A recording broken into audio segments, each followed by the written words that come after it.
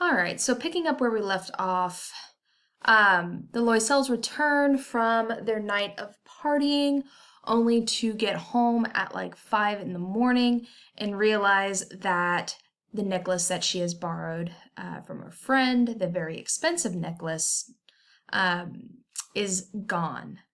Um, they hunted everywhere through the folds of the dress, through the folds of the coat, and the pockets. They found nothing. He asked, "Are you sure you had it when leaving the dance?" "Yes, I felt it when I was in the hall of the ministry. But if you had lost it on the street, we would have heard a drop. It must be in the cab." "Yes, quite likely. Did you get its number?" "No." "Didn't you notice it either?" "No." They looked at each other aghast. Finally, Loisel got dressed again. "I'll retrace our steps on foot," he said, "to see if I can find it." And he went out.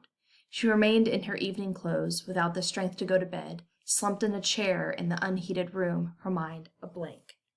So what I really liked about this scene is that this really gives insight to her husband's character.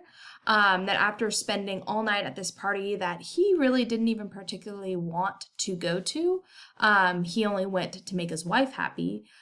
He stays out all night. He has to go to work the next morning, right? And then at 5 o'clock in the morning, he decides to go out and she does not go with him. She stays slumped in a chair, her mind blank. So she doesn't do anything at this point to try to remedy the situation. She's fully okay with her husband going out and retracing the steps, which is a very tedious task.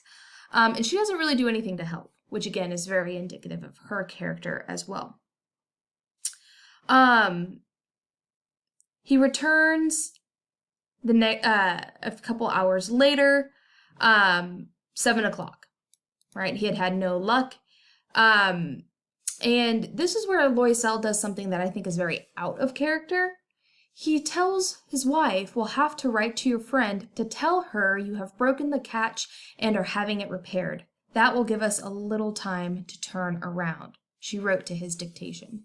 So he encourages his wife to lie to her friend. So it's going to be very interesting to have a conversation as to why he decided to lie when he has, up until this point, made a bunch of very logical decisions. And he seems very pragmatic, but at this moment, he just says lie. And she does what he asked. So he tries to do the right thing, right? He says, "We must take steps to replace that piece of jewelry." And the next day, they took it around town in the hopes of trying to find where it came from so they can start to see how much it's going to cost to replace, right? They attempt to do the right thing. They found in a shop in Palais Royal a string of diamonds which seemed exactly like the one they were seeking. It was priced at 40,000 francs. They could get it for 36. So $36,000 for this diamond necklace is what he figures it is now worth. Right? They find the exact one. The Palais Royal in Paris is this very famous stretch of really expensive shopping. So it would make sense that this would be $36,000. And they asked the jeweler to hold it for them for 3 days. During that time, they pull their money, right? They find out that Loisel has $18,000 that he inherited from his father. So he, again, this establishes them as a middle-class family, right? They are definitely not lower class. And again, if he has $18,000 to, not necessarily to spare, but he has $18,000 to his name right now, right? They are very much middle class. And then he went about raising the money, the rest, right? So another $18,000, I think that's 36. They go around and take loans out on the rest of the money, right? So finally, they scrounge up $36,000 and Madame Loisel returns it to her friend, Madame Forestier. Her friend says frostily, "You should have brought it back sooner. I might have needed it." She didn't open the case, an action her friend was afraid of. If she had noticed the substitution, what would she have thought? What would she have said? Would she have thought her a thief?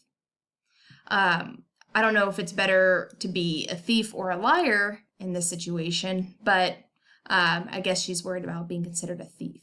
So now they have repaid the debt to her friend, but now they are $36,000, or rather $18,000 in the hole.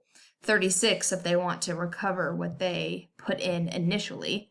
And now Madame Loisel experienced the horrible life the needy live. She played her part, however, with sudden heroism. That frightful debt had to be paid. She would pay it. She dismissed her maid. They rented a garret under the eaves. A garret is a teeny tiny apartment in an attic. So they were typically very small. They looked like an attic. And the people who owned the houses would rent out the attic as a way of making more money. She learned to do the heavy housework, to perform the hateful duties of cooking. She washed dishes, wearing down her shell-pink nails, scouring the grease from pots and pans. She scrubbed dirty linen, shirts, and cleaning rags, which she hung on a line to dry. She took the garbage down to the street each morning and brought up water, stopping on each landing to get her breath.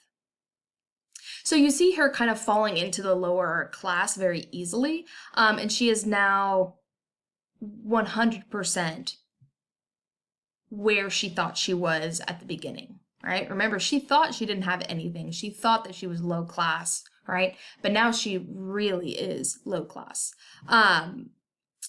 And she has now having to play the part of somebody well beneath her station. But each month notes had to be paid, right? And this went on for 10 years. So 10 long years of hard manual labor to pay off a debt for one mistake she made. Which brings us to the very end of the story, where she is now appearing to be an old woman. Even though it's only been 10 years, she actually looks much older. Her hair untended, her skirts askew, her hands red, her voice shrill. She even slopped water on her floors and scrubbed them herself. But sometimes while her husband was at work, she would sit near the window and think of that long ago evening when, at the dance, she had been so beautiful and admired. What would have happened if she had not lost that necklace? Who knows? Who can say? How strange and unpredictable life is. How little there is between happiness and misery. Then one Sunday, when she had gone for a walk on the Champs-Élysées to relax a bit from the week's labors, she suddenly noticed a woman strolling with a child. It was Madame Forestier, still young looking, still beautiful, still charming. Madame Loisel felt a rush of emotion. Should she speak to her? Of course. And now that everything was paid off, she would tell her the whole story. Why not? She went toward her. Hello, Jean. The other, not recognizing her, showed astonishment at being spoken to so familiarly by this common person. She stammered, "But, Madame, I don't recognize. You must be mistaken." "No, I'm Mathilde Loisel." So this just lends itself to the fact that she is practically unrecognizable to this friend. Now, at this point, you might want to ask, how good of friends were they actually, if 10 years goes by and you still don't even recognize the person? Or you can say, what if they were really good friends and this is just how transformed Mathilde now is, that her friend 10 years ago doesn't even recognize her. Now, after all this time, Mathilde thinks it's a good idea to come clean about everything. Maybe this is the one final piece of debt that she owes, is just getting this off of her chest. And who knows, they might have a good laugh about it, right? And she goes on to say, I've had a hard time since last seeing you, and plenty of misfortunes, and all on account of you, right? So again, I find this very interesting that Mathilde has this character just changed. She went from being all humble and taking ownership of her mistakes, and now she's completely diverting and putting the blame on her friend. And then she goes on to say, "Do you remember that diamond necklace you loaned me to wear on to the dance at the ministry?" "Yes, what about it?" "Well, I lost it." "You lost it, but you returned it."